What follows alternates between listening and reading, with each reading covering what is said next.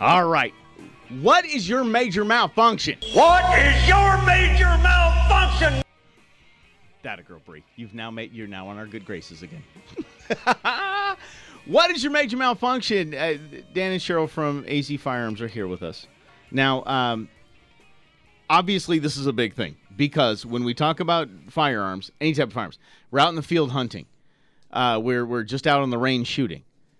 There's always a click or a no click, or not always, but there is occasionally a click, a no click.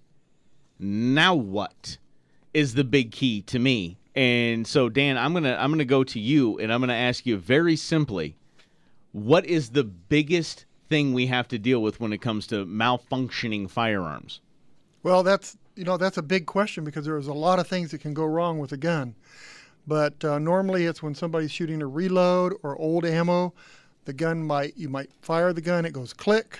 Right. It's best to wait about 5-10 seconds, remove the ammunition from the gun, and start again. What's really scary is when it goes click and a light bang, bullet gets stuck in the barrel, and then somebody shoots it again. Now, we've had several guns come in that way, and that's a super dangerous situation. Sure it is. So when you hear something that's not the normal, you should stop what you're doing, clear the gun, stick a cleaning rod down the barrel to make sure it's clear. Okay. If it's not, then you put the gun back in your locked box and bring it to a shop and have it checked out. Yes. Okay.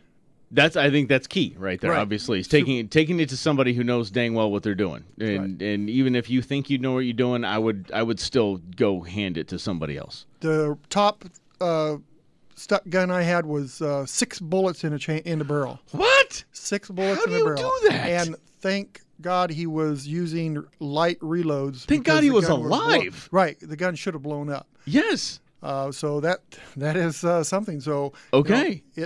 It can destroy your gun. Another thing, when you're out hunting, if you put your barrel on the ground and it gets stuck in the mud, and you pull it out and shoot it. I see it all the time. That happens a lot. But just be aware that if the gun's not functioning the way it normally should function, the way you're used to it shooting, to check that gun. Right. Okay. So now, let's say I'm not going to take it in. So let's go with a hunting rifle. Okay, let's go with a hunting rifle. We have some sort of malfunction. You're talking about a clearing rod. Does everybody keep a clearing rod with them? Cleaning rod? Cleaning rod. Sorry, cleaning rod. No, but you could take the bolt out of the gun and then look down the barrel. Okay. You don't just look down the barrel. Not the other end of the barrel. You just look down the back end of the barrel. Right. The non-business end. Right. And if there's any obstruction at all, you do not hesitate. You put the gun away. Okay. Okay. Leave the bolt out of the gun if you can, and put it away. And I know you're thinking, but I got my elk tag. It's the last day of the season. Guess what?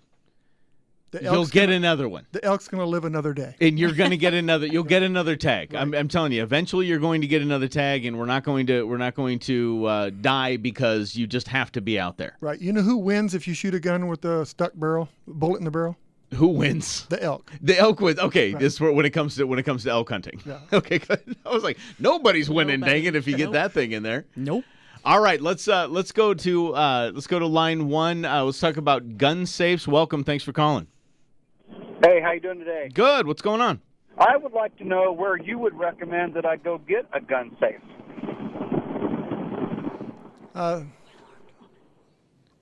I'm going to let Cheryl answer that. All right, question. Sharon. What are you whispering over there? You have a microphone in front of your face. I know, but You need to whisper. Tell them this. Yeah. Honestly, because we are such a small shop, we don't have the space for safes. Otherwise, we would, because we are all about safe and responsible firearms ownership. But the Well-Armed Woman, they're right here in Scottsdale, and you can shop online through them. They, I know, carry safes. Also, you can go to one of the big box stores, and they have them as well. And they're doing a lot. Look, especially around the summertime, they run a lot of sales on this. I would just go look and do some shopping, because when I bought a safe, I realized that I just bought it because it was on sale, and it really didn't. Once I got everything in there, didn't fit my needs, and I had to get rid of the thing. So Right. so it's something that you really want to go. It's just like buying a gun, I would say. It's just something that you need to really go look through, see how you can, if it's modular, if you can move things around, really customize it yourself, or if it's just something that's out of the box, is something that you can fit everything you want in there and meet all of your needs. So as far as the best place, look for the best deal and then go look at it. Don't buy anything online. That's what I would say. When you say big box stores, what exactly do you mean by that? Like Sportsman's Warehouse, Bass Pro, Cabela's, those types of things. Okay. Yeah. All right, thanks. You guys have a good day. Well, keep this in mind. If you like guns, you'll never have a big enough safe. Okay? That's true. Well, hey, thanks for the call. We appreciate it. And all your calls at 602-277-5827 is the number, 602-277-5827. And we're talking about malfunctioning guns. You brought up a good point when you're talking about if the barrel gets in the mud, gets in the dirt. Where we deal with that a lot is we deal with that with kids. I was watching that when we were at the Cherry Creek Lodge. We had 3 8-year-olds shooting 22s. And the one kid hadn't been around guns. John, by the way, never did it. Just saying. But the one kid, he hadn't been around guns, and God bless him, he was doing his best out there. But that was one of the first things that he did was darn near use it as an armrest, sticking the barrel into the mud. And so let's just say that there's not a malfunction, but all of a sudden now I've got mud up my barrel. Go. Remove the bolt from the gun if you can. Okay. And run a cleaning rod through it before you shoot it. Don't try to shoot the mud out. That doesn't work. Do people do that? Because that's kind of something I think I would have tried years ago before I knew better. People do everything. Okay. Yeah. Just keep that in mind. So if you want to be safe, just make sure that you do that. Take the bolt out. Okay. So you take the bolt out, and obviously you clear the kids, you clear the youngins away from there, and you make sure that you're all good. So basically, what you're saying, because you've said it twice, have a cleaning rod with you. Right. Just always. Just have it in your pack. Just have it somewhere. It doesn't take up a lot of space, and probably a good idea. I mean, they make retractable ones, right? Have a little toolbox with you, especially if you're out hunting, because what if you need a tool or your gun won't work and you went hunting, been out all day, you finally see your prized elk or whatever, and you don't have a way to fix your gun. Right. So always carry a little tool. So I want to know, suppose that somebody's really MacGyvering out there, right? And so they didn't bring MacGyvering. It's a word. Some chicken wire, some duct tape, and bubble gum. Done. I got it fixed. We got everything. Could they pick up a sturdy stick?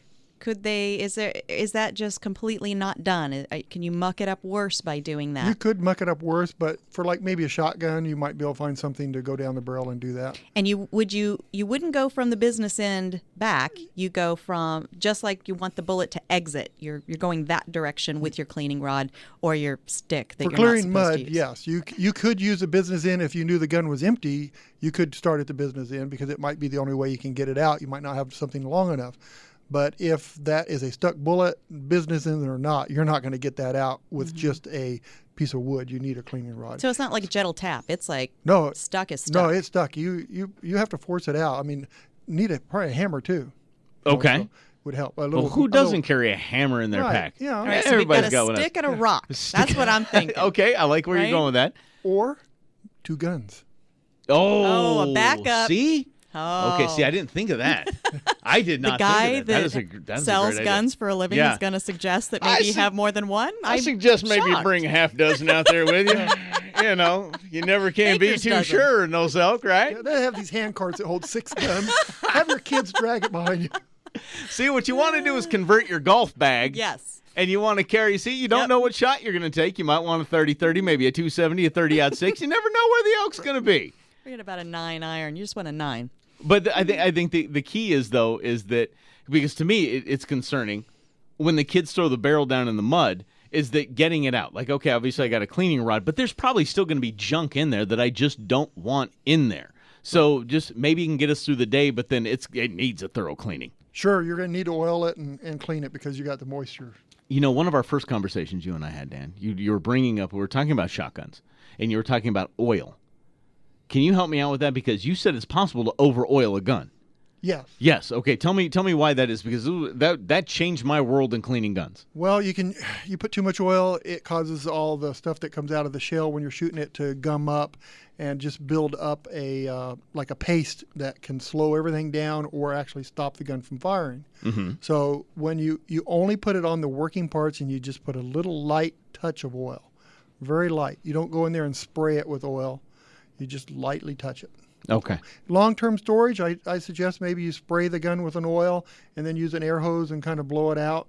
But for when you're going to go, just after you clean the gun, you're going to go hunting, it needs to be lightly oiled. Okay. All right. So, but you don't want to over-oil that. No. Okay. It's really bad. Give me this, because you've seen it all. I've seen your little workshop in the back, your joint out there, AZ Firearms off Dysart Road and Western. Yes. Got it. Making sure I had that right. Western. See, I just turned. I know where it's at, so I just turned. You turn east on Western. What? Exactly. So you actually have you turn west on Western from Dysart, Yes. though. Oh, sorry. See, I do know. Yeah, you That's thought why I didn't know. whisper. You're going to hit a big billboard. You're going to hit a billboard if you turn That's east. true. That's true. I've seen your shop in the back. What's besides the 6 rounds in a barrel? Oh my goodness! What have you seen out there? What's the craziest thing you see? No one's going to believe this because I still don't believe it, but a customer came in and tried to load a cylinder with putting the bullets at the wrong end. So they couldn't, so they put Okay. a smaller bullet in there so they would go through. Seems like it makes sense. And it got stuck. And that was interesting. Yes. And that's okay. So let's before we go to a break, and we're gonna come back. We're talking about malfunctioning firearms here with our friends from AZ Firearms.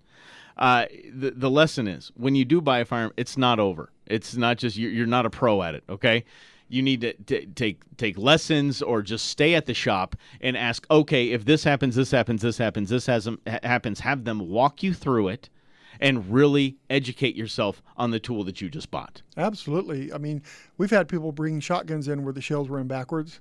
There's a lot of things you have to think imagine. about. Right. Yeah. And so, it doesn't hurt to ask, okay, show me what to do now. Right. We always ask when we sell a gun. We try to ask if you would like to know how the gun works. Mm-hmm. And make sure they know before they walk out the door, because people try to put the rounds in backwards. There's all kinds of things that can be done. So you have to think before you buy a gun, and you have to think when you use a gun. Right. Absolutely. And by the way, I bought my niece a shotgun from AZ Firearms, and I brought it back the next day to make sure I put the barrel on right. I am crazy like that. I just said, Dan, look at this. Did I do this right? And He did. He kind of did like, it right. thank you. I appreciate that. I appreciate that. What is your major malfunction? Next. Get outdoors with Mike Russell. KTAR News on 92.3 FM. Hey, look, I started the show with some real... Wow. What are we doing here? Don't worry about that. It's all good. What is your major malfunction? That's right. What's your major malfunction? We are talking with AZ Firearms about all things malfunction. Now, Cheryl, I know you've got a little housekeeping we'd like to do here, because there's a lot of stuff going on. Yeah. Today, you guys had one heck of a class, right? We did. We had our first Eddie Eagle safety class. Yay, Eddie Eagle! Yeah, we had about a dozen kids and their parents, and Eddie Eagle himself showed up. Can't beat that. And we did the little song and the little dance. Good You know deal. you want that back in your brain, No, right? I don't. Thank you. Doc, nabbit. Don't touch, run away, tell the grown-ups. Stop, I think Dan's doing the Macarena right now. I don't think that's... run away, tell a grown-up. That's what I'm talking about. I will deal with you later, Bree. I will deal with you later.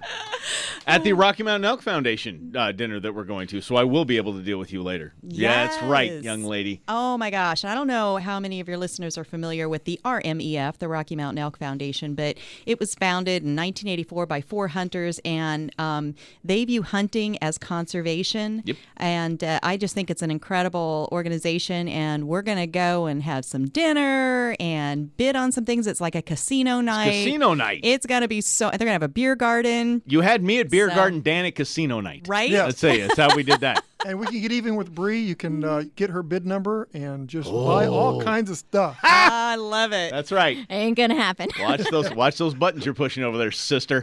And It's gonna there's still seats available, so you can show Okay. up at the door and just camp out over there. So come and see us there tonight. And last night we did something really special, and I wanted to share with everybody. There's an art exhibit going on. It's called Stories of Their Sacrifices. It's about PTSD. And our good friend Scott Johnson, he's one of the photographers, and he captures the most incredible images of soldiers with their therapy dogs. And Oh, so that's so they're cool. service animals. And so that is part of the Soldier's Best Friend organization, which What's is that?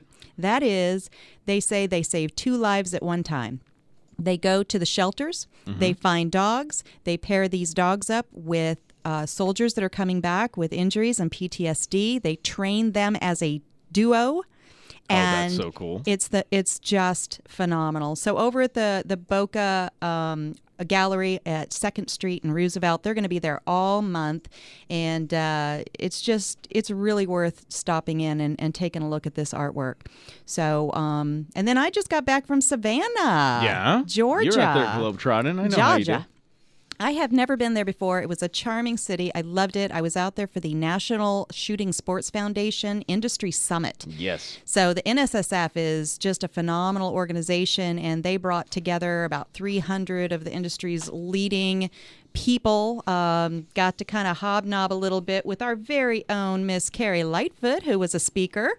And Natalie Foster was there, and Chris Dolnack, and of course Steve Sinetti, because he's high up there in the NSSF, and learned a lot about what's going on in the industry. And let me just say, the forecast is good. Good. All right. I like that. I like that our forecast is good. Now, we got to get back to the malfunctions, though, because it is what's your major malfunction.